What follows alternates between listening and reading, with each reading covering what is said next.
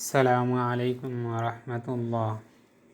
আজকের আলোচ্য বিষয় আজরাইল বা মালাকুল মাউত এর দায়িত্ব ও প্রক্রিয়া। পবিত্র কোরআনে মালাকুল মাউত শব্দটি ব্যবহার করা হয়েছে। দুটি শব্দই মৃত্যুর ফেরেশতা অর্থ প্রকাশ করে। আজরাইল বা মালাকুল মাউত ফেরেশতা, যার কাজ হচ্ছে আল্লাহর নির্দেশ অনুযায়ী সমস্ত প্রাণীর প্রাণ সংহার করা।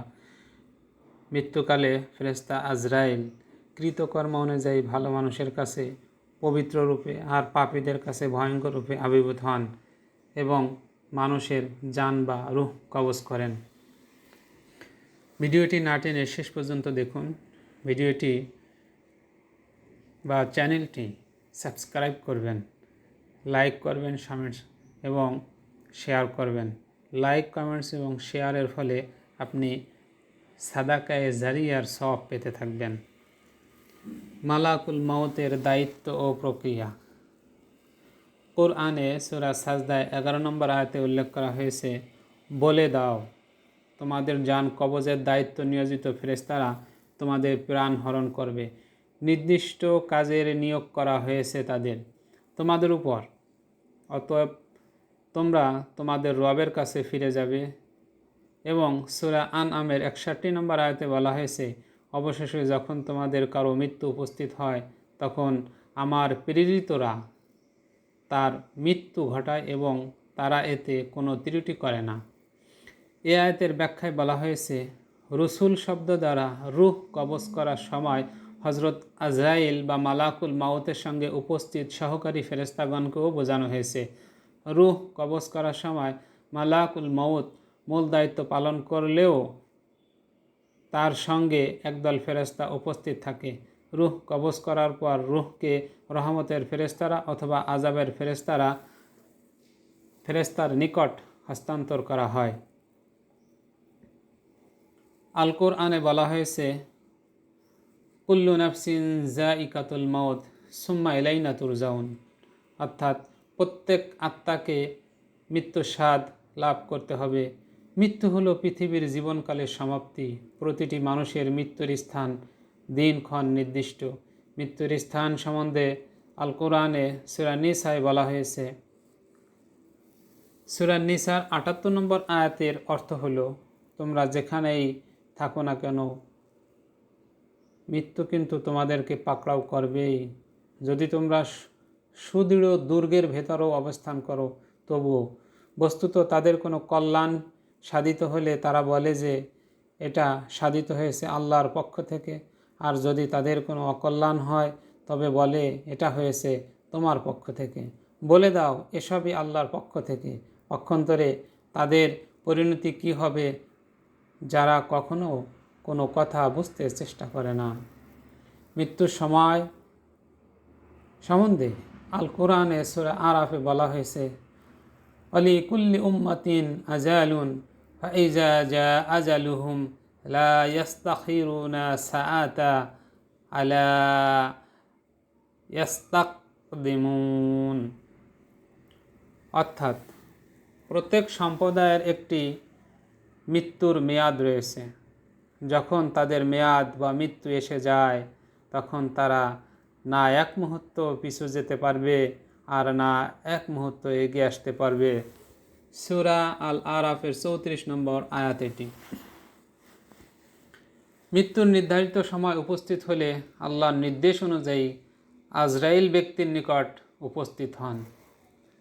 পৃথিবীর আমল বা কৃতকর্ম অনুযায়ী ভালো মানুষের কাছে পবিত্র রূপে আর পাপীদের কাছে ভয়ঙ্কর রূপে আবির্ভূত হন এবং মানুষের জান বা রূহ কবজ করেন। তার সঙ্গে আরও ফেরেশতারা থাকেন। এই আয়াতের দ্বারা স্পষ্ট হয়ে যায় যে মালাকুল মাউত একই সময় পৃথিবীর অনেক মানুষের জান কিভাবে কবজ করে। অন্য আয়াতে এসেছে, যারা নিজের প্রতি অবিচার করে ফেরেশতারা তাদের রূহ কবজ করে বলে তোমরা কি অবস্থায় ছিলে। এ আয়াতে রূহ কবজকারী ফেরেশতার ক্ষেত্রে বহুবচন ব্যবহার করা হয়েছে। অনুরূপ বহুবচন ব্যবহৃত হয়েছে সূরা মুহাম্মাদের 27 নম্বর আয়াত এবং সূরা আনআমের 61 নম্বর আয়াত। আরও একাধিক আয়াত আছে। এর আলোকে বোঝা যায় জান কবজকারী মালাকুল মাউতের সঙ্গে বহু ফেরেশতা রয়েছেন। বিষয়টি স্পষ্টভাবে এক হাদিসে বর্ণিত হয়েছে, বারা বিন আজেব রাদিয়াল্লাহু তাআলা আনহু থেকে বর্ণিত, তিনি বলেন, মুমিন বান্দা যখন দুনিয়াকে বিদায় দিয়ে আখিরাতের যাত্রী হতে থাকে তখন উজ্জ্বল চেহারা বিশিষ্ট একদল ফেরেশতা আসমান থেকে তার কাছে আসেন, যাদের চেহারা সূর্যের মতো। তাদের সঙ্গে বেহেশতের কাফনসমূহের একটি কাফন থাকে, বেহেশতের সুগন্ধিগুলোর একটি তাদের সঙ্গে থাকে। তারা সে ব্যক্তি থেকে দৃষ্টি দূরত্ব পরিমাণ দূরে অবস্থান করেন। এরপর মালাকুল মউত, মৃত্যুর দায়িত্বপ্রাপ্ত ফেরেশতা আসেন। তিনি তার মাথার কাছে বসেন এবং বলেন, হে পবিত্র আত্মা, বের হয়ে এসো। আল্লাহর ক্ষমা ও সন্তুষ্টির দিকে রাসূলুল্লাহ সাল্লাল্লাহু আলাইহি সাল্লাম বলেন, তখন তার রূহ বের হয়ে আসে যেমনভাবে মশক থেকে পানি বের হয়ে আসে। তখন মৃত্যুর ফেরেশতা তাকে গ্রহণ করেন এবং এক মুহূর্তের জন্য ফেরেশতারা তাকে মৃত্যুর ফেরেশতার হাতে থাকতে দেন না, বরং তারা নিজেরাই তাকে গ্রহণ করেন এবং তাকে ওই কাফনের কাপড় ও ওই সুগন্ধির মাঝে রাখেন। ফলে তার থেকে পৃথিবীর সব সুগন্ধির চেয়ে উত্তম মেশকের সুগন্ধ বের হতে থাকে। রাসূলুল্লাহ সাল্লাল্লাহু আলাইহি সাল্লাম বলেন, তাকে নিয়ে ফেরেশতারা উপরে উঠতে থাকেন। ইবনুল কাইয়্যিম রাহমাতুল্লাহ আলাইহি ইলামুল মুওয়াক্কিইন নামক কিতাবে এবং শাইখ আলবানী রহমতুল্লাহ আলাইহি কিতাবুল জানাইজে পৃষ্ঠা নম্বর 159 এই হাদিসকে সহিহ বলেছেন। এই হাদিস থেকে স্পষ্টভাবে বোঝা যায় যে মালাকুল মাউত তথা প্রাণহরণের প্রধান দায়িত্বশীল ফেরেশতার সঙ্গে আরও সহযোগী ফেরেশতাও থাকেন।